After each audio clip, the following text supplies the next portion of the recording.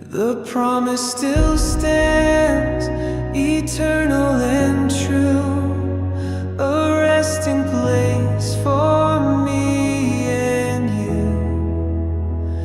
Lift up your eyes, behold the skies, where saints and angels harmonize. No sorrow lives.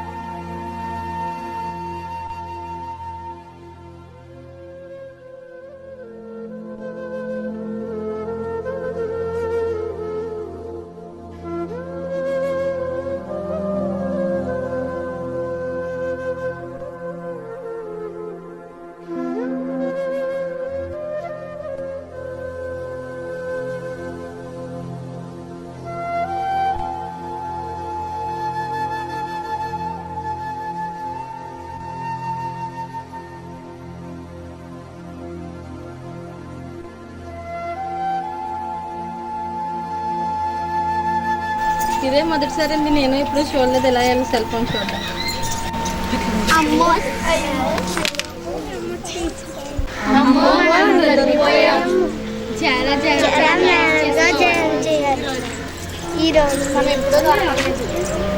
పిల్లలు మీరు ఎందుకు mobile చూస్తున్నారు? మీరు ఎప్పుడు మొబైల్ చూడరు కదా, ఈ రోజు ఎందుకు చూస్తున్నారు? ఆశీష్ సెల్ ఫోన్ ఇవ్వి. సెల్ ఫోన్ ఇవ్వకపోతేనే స్కూల్కి వెళ్ళను.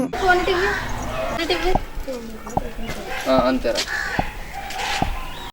ఫోన్ ఇవ్వకపోతే నేను ఇంటి నుంచి వెళ్ళిపోతాను. సెల్ ఫోన్ అడిగారంటే ఇంటి నుంచి వెళ్ళిపోతాను. సెల్ ఫోన్ ఇవ్వకపోతేనే స్కూల్కి వెళ్ళను. మీరు మొబైల్ ఇవ్వకపోతే నేను ఇంట్లో పని చేయను. ఫోన్ లేకుండా నేను బ్రతకలేను. నాకు మొబైల్ ఇస్తేనే చర్చికి వస్తాను. మా అమ్మ పిచ్చిది. ప్రతిసారి బైబిల్. సెల్ ఫోన్ ఎంత గొప్పదో చదువులేని మా ముద్దమ్మకి ఏమీ తెలియదు. ఒకసారి ఫోన్ చూస్తే అన్నమే తినడం మానేస్తుంది. మీ కాలంలో ఫోన్లు లేవు, మా కాలంలో ఫోన్లు ఉన్నాయి. మేము ఎంతో లక్కీ. అవును, మా కాలంలో ఫోన్లు లేవు కాబట్టి మా కంటి చూపు చాలా బాగుంది. మీకులాగా మాకు అప్పట్లో స్పెట్స్ లేవు కదా. అమ్మ, ఒక నిమిషంలో సెల్ ఫోన్లో ప్రపంచాన్ని చూడొచ్చు తెలుసా? అప్పుడు అపవాది యేసుప్రభుని కూడా అలాగే శోధించింది. లూకాసు వార్త 4వ అధ్యాయంలో ఈ విధంగా ఉంది. ఆ భూలోక రాజ్యాలన్నిటినీ ఒక్క నిమిషంలో చూపించేసి, ఈ లోక రాజ్యాలన్నీ నీ చేతికి ఇచ్చేస్తాను, నాకు మొక్కుతాయి అని చెప్పింది. అదే ఇప్పుడు మీ చేతిలో ఉన్న మొబైల్ని చూపించి ఒక్క నిమిషంలో చూపించేస్తుంది. బైబిల్ పెద్దవారి కోసం రాశారు, మా కోసం కాదు. ఈ విషయం మీకు తెలుసా? ప్రకటన గ్రంథం 21వ అధ్యాయం 8వ వచనంలో ఏంటంటే, పిరికివారును, అవిశ్వాసులను, అసహ్యులను, నరహంతకులను, వ్యభిచారులను, మాంత్రికులను, విగ్రహారాధికులను, అబద్ధికులందరూ అగ్నిగంధకములతో మంటూ గుండములో పాలు పొందుదురు. ఇది రెండవ మరణం. చూసారా పిల్లలు, పిరికివారు, అవిశ్వాసులంట. మీకు విశ్వాసం ఉందా దేవుని ఎడల? అసలు దేవుని యొక్క విశ్వాసం ఉంటే మీరు ఫోన్ ముట్టుకోరు. అసలు ఫోన్ ముట్టుకుంటా ఫోన్లో కూడా మంచి విషయాలు ఉన్నాయి, పరిశుద్ధమైనవి ఉన్నాయి, అపవిత్రమైనవి ఉన్నాయి. అవిశ్వాసులందరూ కూడా ఏం చేస్తారంటే వారికి ఇష్టం వచ్చినట్టు వారు బ్రతికేస్తున్నారు, వారికి ఇష్టం వచ్చినవి వారు చూస్తున్నారు. అంటే నాశనకరమైనటువంటి మార్గంలో నడిపించేవి వారు చూస్తున్నారు. వాటి జోలికి మీరు వెళ్ళొద్దమ్మా, దయచేసి వెళ్ళొద్దు. మీరు ఫోన్ ముట్టుకోకూడదు. అవిశ్వాసులు, పిరికివారు, నరహంతకులు, వ్యభిచారులు అందరూ అంతా అగ్నిగుండంలో పడేస్తారు. ఇంకా అది చాలా భయంకరమైనటువంటి ప్రదేశం. మీరు ఆ ప్రదేశంలోకి వెళ్ళారంటే చాలా చాలా చాలా ఇక్కడ చిన్న మంట వేసినప్పుడే మీరు నిలబడలేరు కదా. అమ్మో, అయ్యో, బాబోయ్ అని పక్కకి వెళ్ళిపోతారు, పరుగులు వెళ్తారు కదా. మరి ఆ అగ్నిగుండంలో నిత్యము యుగ యుగాలు ఉండేటువంటి ఆ అగ్నిగుండంలోని ఎలా ఉండగలుగుతారమ్మా మీరు? అక్కడ వేసే అరుపులు, కేకలు మీరు భరించలేరు. మీరు వింటలేదా? ఒకసారి ఫోన్ చూసి ఒకసారి ఫోన్ ఆన్ చేసి మీరు చూడండి, అక్కడ ఎంత భయంకరమైన చూపిస్తున్నారో ఈ దినాల్లో. పిల్లలు, నేను ఊరు వెళ్తున్నాను. నేను ఎలా చేరుకున్నానో చెప్పడానికే ఫోన్ పట్టుకెళ్తున్నాను. మీకులాగా గేమ్ ఆడుకోవడానికి కాదు. ప్రార్థన చేస్తాను, కళ్ళు మూసుకోండి. యేసయ్యా, నేను చేసే ప్రయాణానికి తోడుగా ఉండండి. విడిచివెళ్తున్న బిడ్డలకి తోడుగా ఉండండి. నీ కాపుదలో ఉంచండి. యేసు నామమున అడుగుచున్నాము తండ్రి.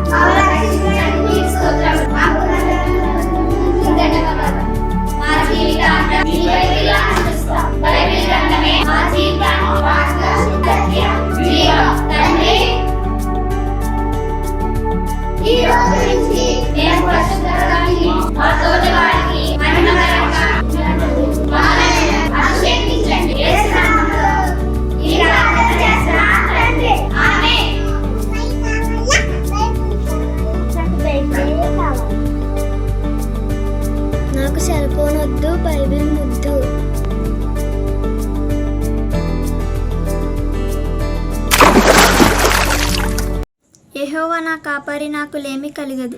పచ్చికగల చోట్లను ఆయన నన్ను పరుండజేయుచున్నాడు. శాంతికరమైన జలముల యొద్ద నన్ను నడిపించుచున్నాడు. నా ప్రాణమునకు ఆయన సేద తీర్చుచున్నాడు. తన నామమును బట్టి నీతి మార్గములలో నన్ను నడిపించుచున్నాడు. గాఢంధకారపు లోయలో నేను సంచరించినను ఏ అపాయమునకు భయపడను. నీవు నాకు తోడై యుందువు. నీ దుడ్డు కర్రయు నీ దండమును నన్ను ఆదరించును.